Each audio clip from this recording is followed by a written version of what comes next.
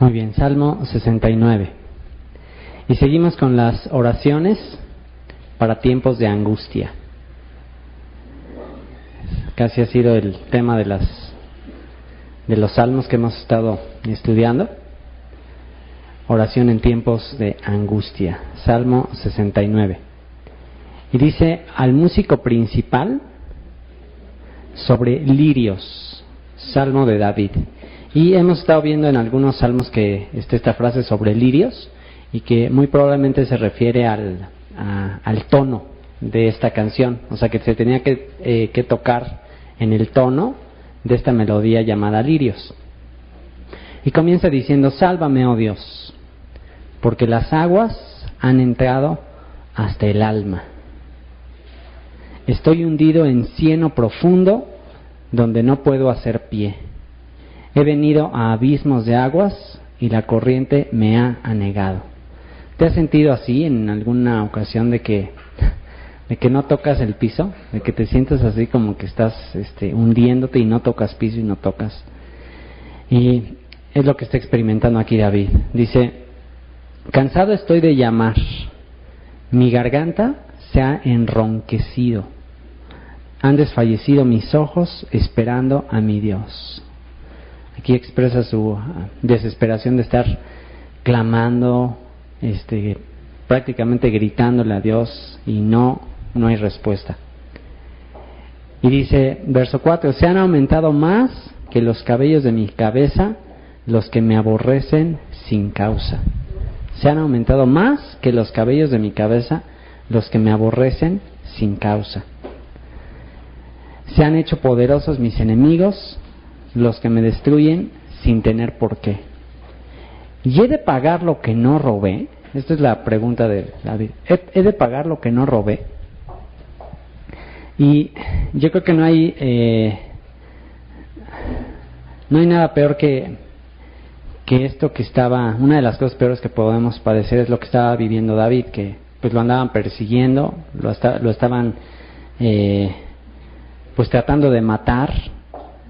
Saúl estaba tratando de matarlo, lo consideraba alguien que estaba amenazando su reino, y David expresa pues que él no tenía ningún tipo de responsabilidad al respecto. Dice: ¿he de pagar lo que no robé? Y dice ahí mismo: Dios, tú conoces mi insensatez y mis pecados no te son ocultos. Tú sabes todo acerca de mí.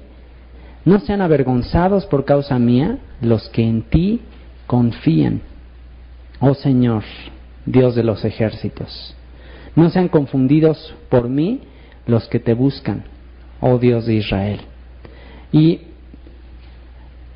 aquí, si ustedes recuerdan, David andaba huyendo de Saúl con un ejército de renegados, de lastimados, todos los que tenían alguna queja contra el reino, pues andaban con él, rebeldes sin causa y todo esto. Y ellos seguían a David porque David tenía una personalidad que verdaderamente inspiraba una de dos: o inspiraba amor o inspiraba odio, pero difícilmente David causaba indiferencia. O sea, era alguien que o lo amabas o lo odiabas.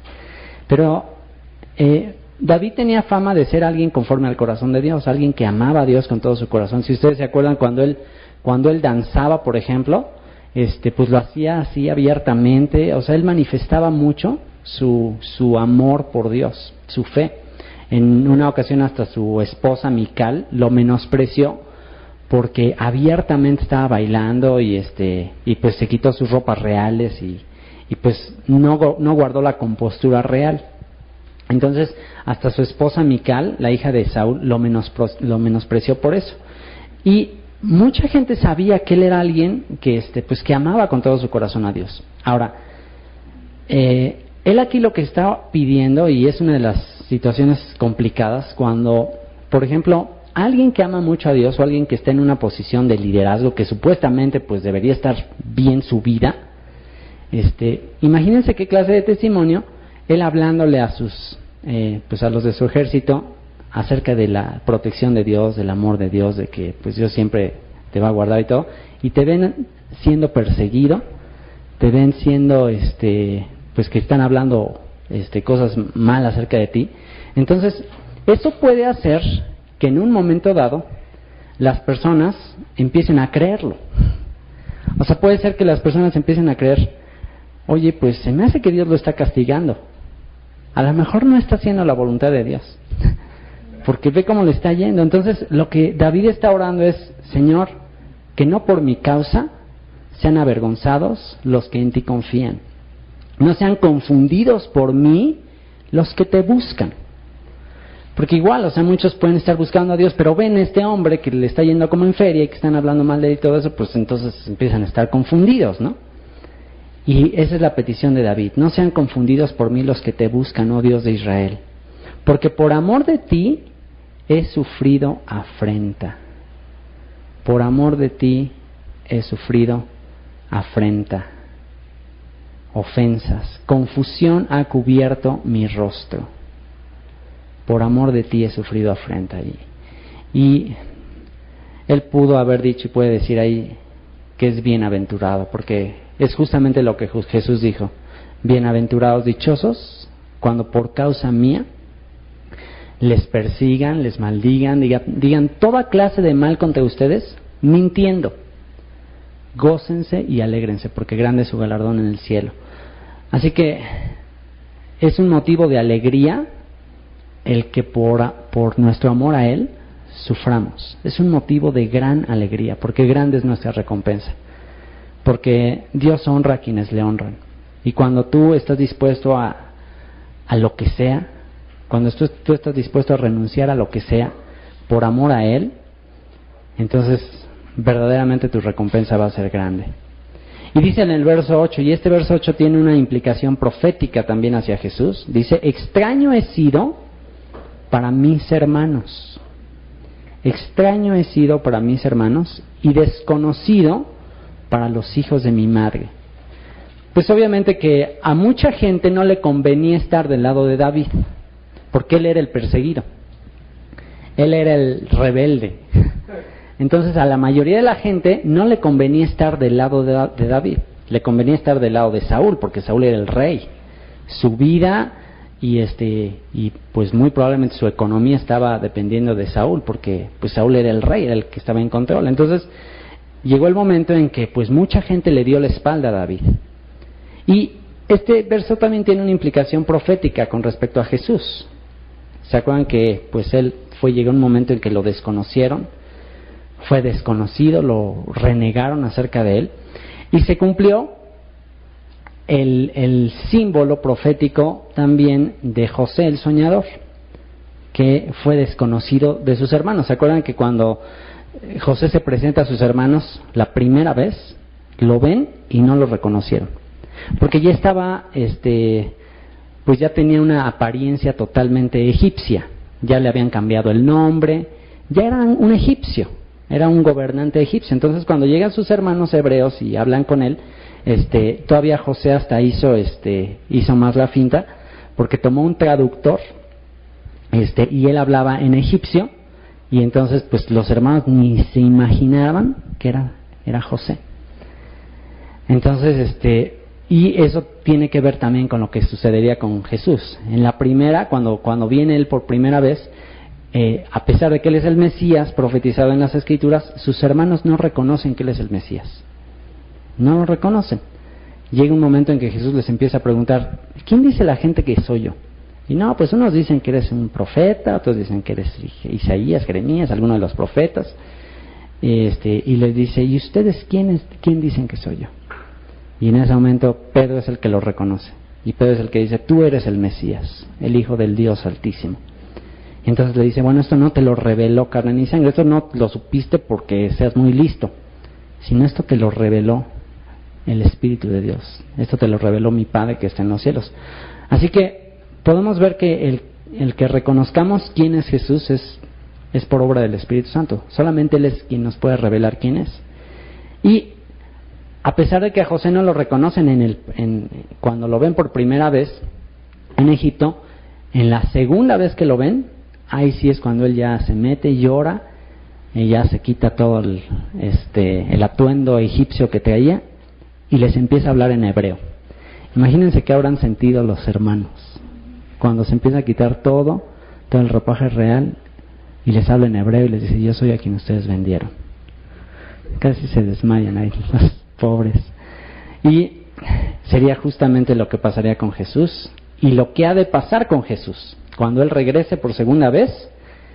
Dice Zacarías que mirarán los que le traspasaron, lo van a ver los que le traspasaron y llorarán. O sea, en ese momento se van a dar cuenta: a ti fue al que vendimos. Pero para ellos en la actualidad Jesús es un extranjero. O sea, para ellos Jesucristo hasta tiene un nombre totalmente ajeno a su cultura. El simple hecho de escuchar la palabra Jesucristo les resulta chocante. Así como Safnat Panea, que era un hombre egipcio, pagano, para ellos Jesucristo es algo pagano. Entonces ellos escuchan Jesucristo y hasta hay una alarma interna. Porque en el nombre de Jesucristo se les ha perseguido por muchos años. A sus niños desde chiquitos les han dicho: ustedes son los asesinos de Cristo. Entonces escuchan Cristo y se les paran los pelos inmediatamente.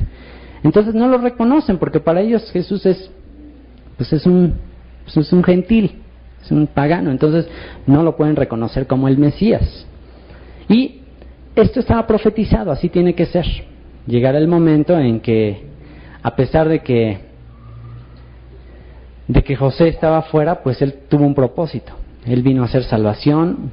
Todos los egipcios lo recibieron primero y ya después lo recibe sus propios hermanos. Y dice por eso: extraño he sido para mis amigos, para mis hermanos, y desconocido para los hijos de mi madre, porque me consumió el celo de tu casa. Y los denuestos son insultos, o los insultos de los que te vituperaban, o de los que se burlaban de ti, cayeron sobre mí. Y aquí dice por qué fue extraño y por qué lo vieron raro y lo rechazaron. Dice: porque me consumió el celo de tu casa. Y este es el versículo del cual se acordaron los discípulos cuando Jesús entró al templo y limpió el templo y echó fuera a los mercaderes, ¿se acuerdan? Y dice que cuando echó fuera a los mercaderes, en ese momento los discípulos se acordaron de este versículo: porque me consumió el celo de tu casa. Y ahí fue donde dijeron: oye, es el Mesías, se está cumpliendo esa profecía.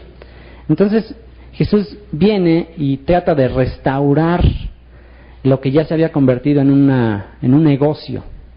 O sea, cuando Jesús viene y empieza a exhibir el liderazgo de Israel, porque ya se habían corrompido, ya se habían puesto de acuerdo con Roma, y ya realmente se había hecho un negocio de la religión.